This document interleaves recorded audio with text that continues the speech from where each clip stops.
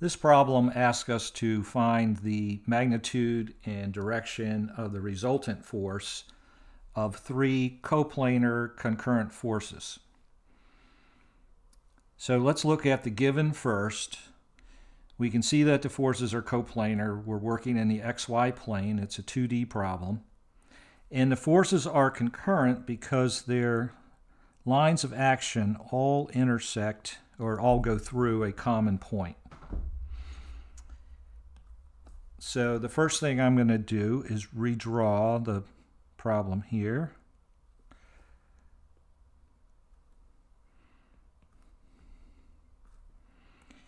I'm going to show my unit vector in the x direction I and my unit vector in the y direction j. We know we're going to be using those. And I'll draw the first force, the 300 Newton force, in orange. Now notice it acts only along the x-axis. Call that F sub 1. And it has a magnitude of 300 newtons. We'll do the 400 Newton force in purple. Call it F sub 2, and it has a magnitude of 400 newtons and is 30 degrees from the x-axis. And the third force we'll call F sub 3. It's 250 newtons. And for F sub 3, they give us its direction in the form of a slope triangle, which we'll talk about when we get a little further along in the problem here. So we have a three-step process for adding a system of coplanar forces. Our first step is going to be to resolve each force into its I and j components. In other words, express each force as a Cartesian vector. So let's start with F sub 1. And we already said that F sub 1 only has an I component because it acts along the x-axis. So we'll write x sub 1 as 300I, and we'll go ahead and put the 0j on there just as a placeholder.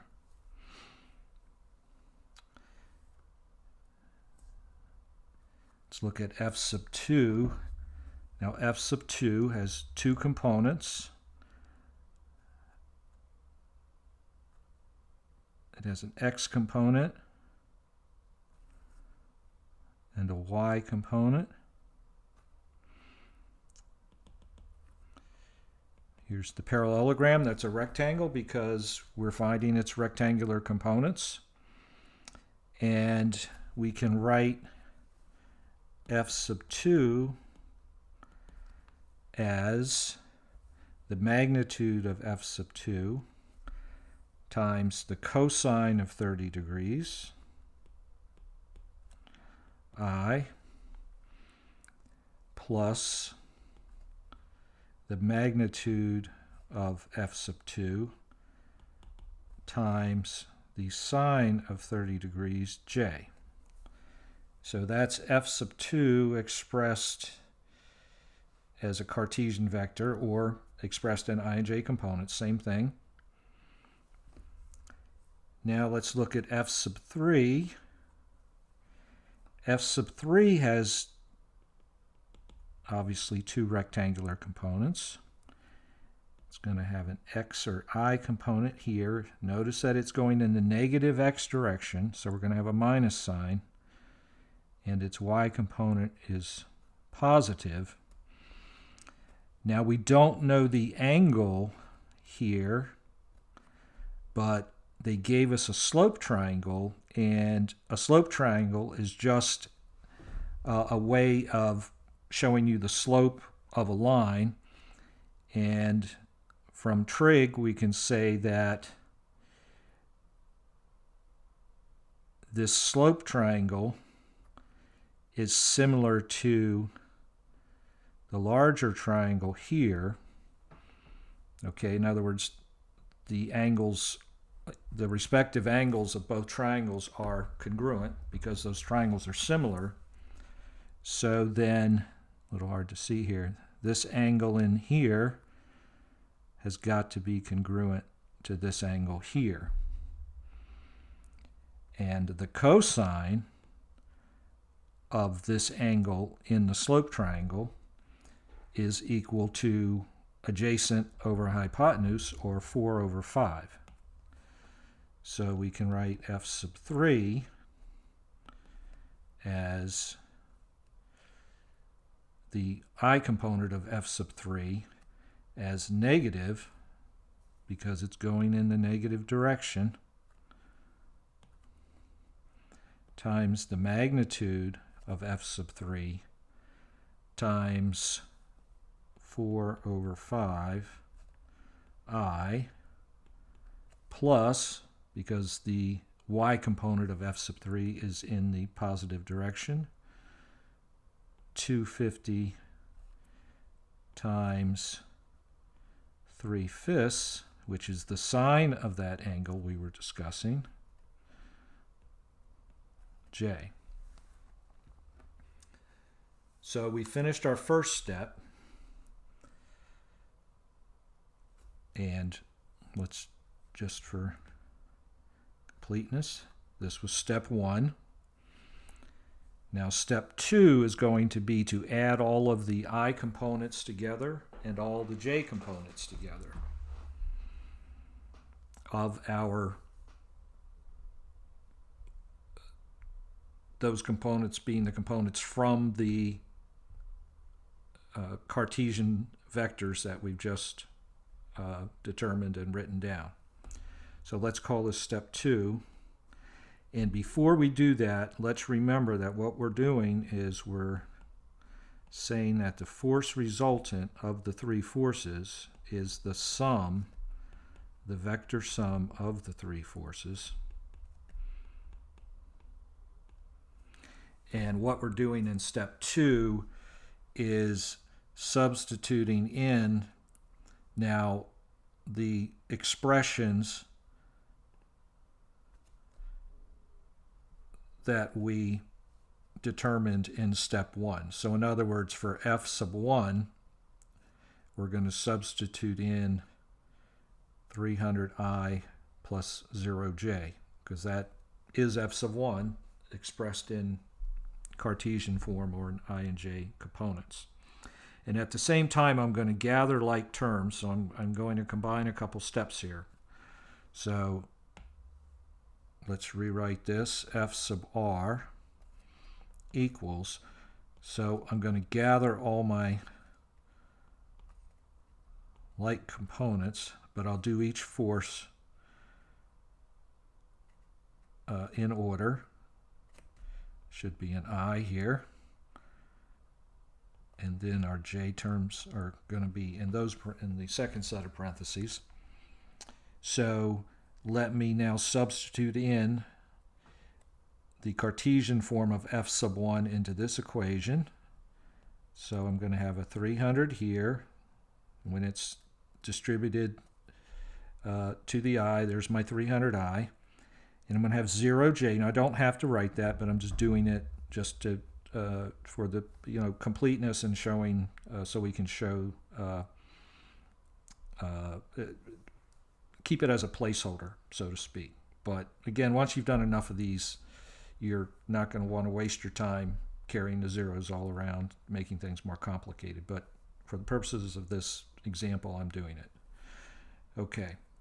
Now, so f sub 1 has now been substituted into this equation here. Okay. Now let's substitute in f sub 2. So the I component of f sub 2 is plus 400 cos 30.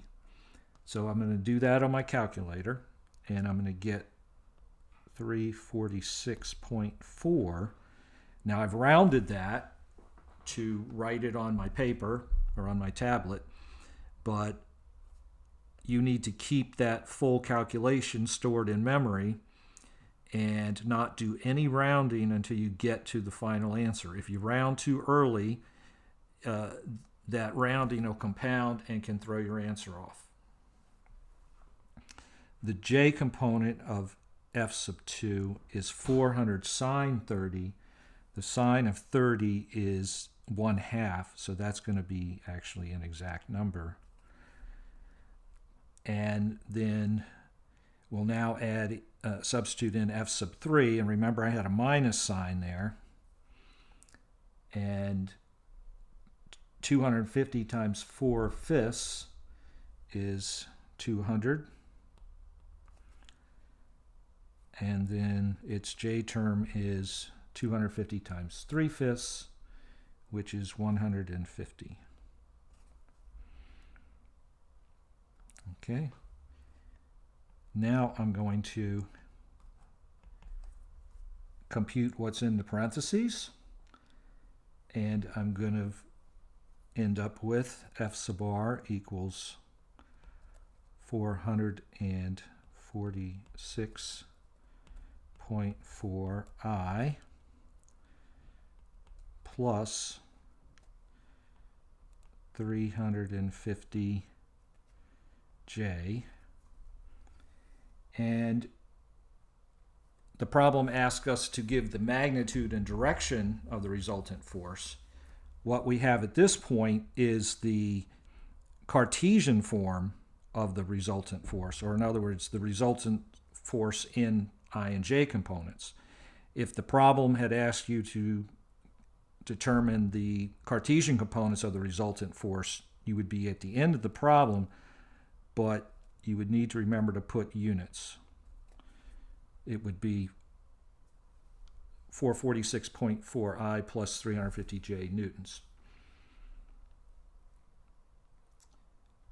Okay, so that's our second step. Now our third step is going to be to determine the magnitude and angle with respect to the x-axis of the resultant force. So we have the two rectangular or I and j components of the resultant force. So let's draw those and basically show how the parallelogram law can get us can help us see what we're going to be doing here with the math. So we will draw a new coordinate system, and I'll use red for these. So f sub r has an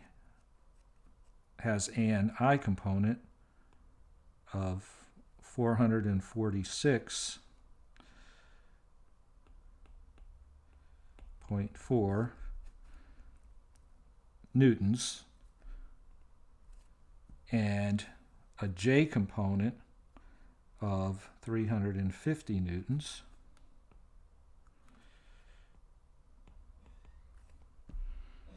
So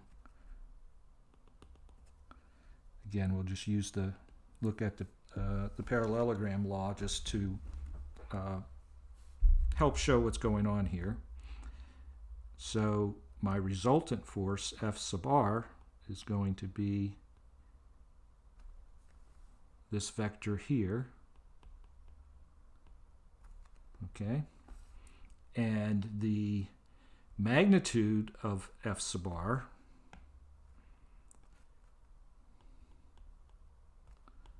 notice I didn't put the arrow over it. This is the scalar now. Magnitude is the scalar. Is going to be the square root of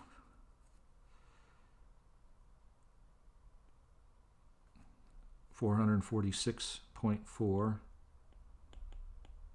squared plus 350 squared. Again, this is just the Pythagorean theorem. And we do that math, and we get the magnitude of F sub r is 567 newtons. Notice the three significant figures. And theta, which is this angle here,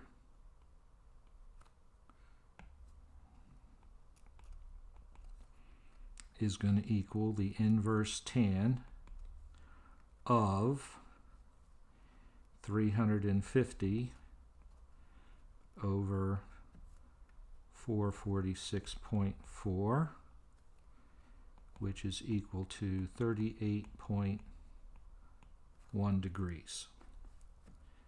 So this is the final answer of the problem.